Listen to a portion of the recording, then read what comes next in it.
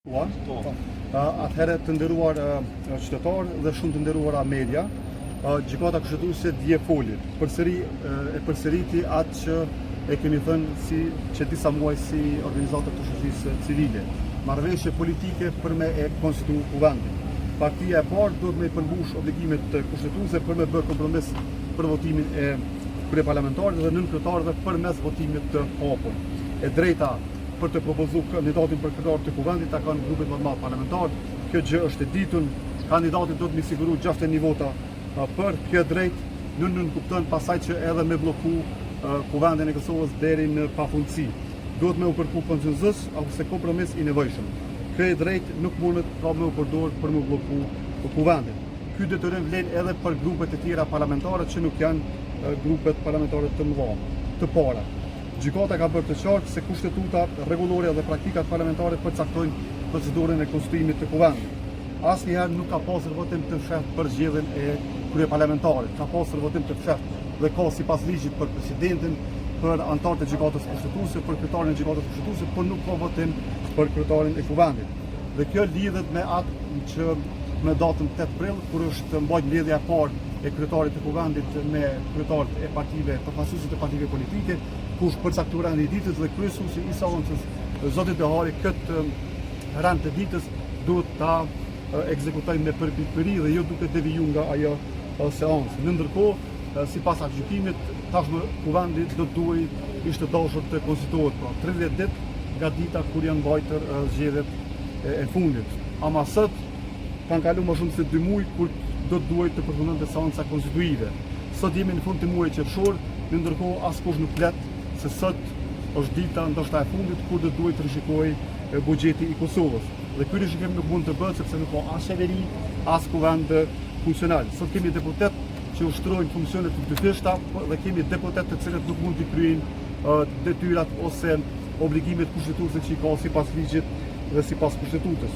Këta as nuk mund me mbikëqyr, as nuk kanë kënd me e mbikëqyr. Ndërkohë parlamentet e vendeve të rajonit kanë ratifikuar marrëveshjet që i marrin fondet nga plani i rritjes së Bashkimit Evropian. E vetmja Kosova që nuk ka arrit të marrë as 1 milion euro nga këto fonde. Në të njëjtën kohë, sot përballemi edhe me ngritje të çmimeve të shportës ushqimore, të naftës dhe të energjisë elektrike, ndërkohë nuk ka as qeveri fuqi plot dhe as kuvend funksional që mund t'i adresojë këto çështje.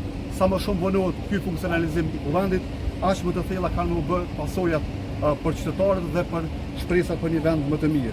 Koha tani është për përgjithësi, nuk është për interesat të ngushta partijake, as për ndonjë kalkulim elektoral edhe personal të ndonjë lideri politik në kuvend. Konsenzusi politik është domosdoshmëri që të dihet nga kjo situatë. Nuk ka hapësirë për kushte edhe vonesa, ndërkohë partitë duhet milon interesat, siç e thash më herët, interesat afar shkutra dhe për ndonjë interes elektoral edhe personal të ndonjë lideri politik ose të ndonjë partie politike. Kuvendi do të më konstituu, tashmë kemi edhe një gjykim të gjykatës kushtetuese, të cilët duhet të përmbahen në përpikëri edhe kryesuesit të Dehari edhe të gjitha partitë politike të tjera parlamentare.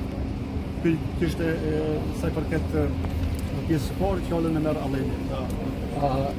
Pavarësisht do thotë tash fakti që kemi një gjykim gjykatës kushtetuese, kriza nuk është juridike, kriza është politike. Prandaj është jashtëzakonisht e rëndësishme që partitë politike të gjejnë një rrugdalje për krizën. Atë vendimi i gjykatës kushtetuese jep një afat kohor për 30 ditësh, por nuk tregon se çka pas atij afati kohor. Prandaj ne si koalicioni i organizatave të shoqërisë civile do të vazhdojmë edhe më tutje angazhimin tonë deri në zgjedhjen e kësaj krize, deri në konstituimin e kuvendit dhe zgjedhjen e kryetarit të kryesuesisë së kuvendit. Ajo që është e rëndësishme po është të potencohet e për të mos u përsëritur nga ato që i potencojnë Aimi, është që ne aktualisht ndodhemi në një situatë të ndryshime dhe jashtëzakonisht të mëdha në sferën gjeopolitike dhe Kosova nuk ka luks që të vazhdoj të funksionoj pa një qeveri të mirëfillt e pa kuvend funksional. Prandaj ne do të vazhdojmë angazhimin tonë deri në fund, deri në zgjedhjen e kësaj krize dhe shpresojmë dhe urojmë që partitë të lënë interesat e tyre anash dhe të fokusohen drejt zgjidhjes që është në interes të komunës. Si që thatë edhe ju, nuk është definuar çka do të pas 30 ditësh. Sipas interpretimit tuaj, çu do të më kuptoj kjo në rast se nuk ka marrëveshje deri edhe pas 30 ditësh installore nga çështë. Të gjitha këto janë qaru në aktgjykimit të gjykatës kushtetuese dhe aty thuhet se pritjet ose orientimi është që kuvendit të konsiderohet brenda 30 ditëve nga data kur bëhet zgjedhja e komunës. Dhe kjo për përfaqësuesit e qytetarëve, për deputetët e Kuvendit të Kosovës, duhet të jetë arsye që ata ta konsiderojnë kuvendin sa më parë.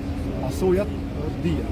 Tani më dy anëtarë në gjykatën kushtetuese nuk janë në gjykatën për bërjen e kësaj gjykate, dy anëtarë nuk janë në Komisionin e Kohës së Media, dy anëtarë nuk janë në Agencinë Kombëtare të Privatizimit, dy anëtarë nuk janë në përbërjen e fundit të kursimit pensionale. Dhe pasojat, nëse nuk do t'i vërejnë direkt, do t'i vërejnë indirekt edhe direkt në fakt pas 3-4 muajve të tjerë. Që përmend edhe më herët, rishikimi i buxhetit do duhet të bëhej në këtë muaj, në muajin qershor.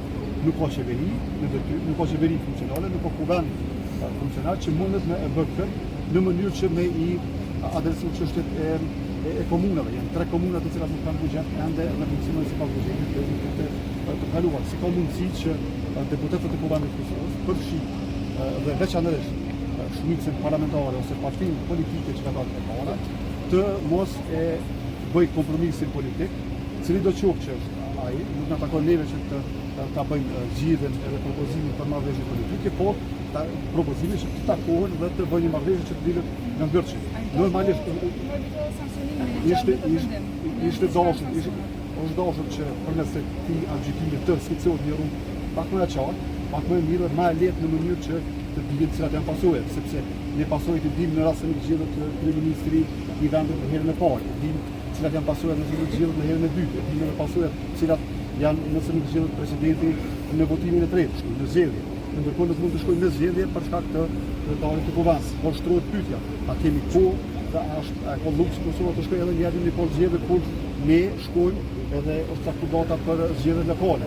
Para mendoni situatën kur Kuvendi, një kallabllak të 120 deputetëve të Kuvendit të Kosovës nuk konstituohen, nuk konstituohen vetëm, dhe ndërkohë ne interferojmë kandidatëve për kryetar të komunave, mbi 13.000-14.000 asamblezë, kandidatëve për asamblejë në kuvendet komunale dhe shkojmë atje si kandidat për deputet që të tregojmë se kena me rregulluar jetën e qytetarëve, ndërkohë të rregullojmë një kuvend që të konstituohet dhe të themelohet dhe të formohet edhe trupat e tjerë të kuvendit.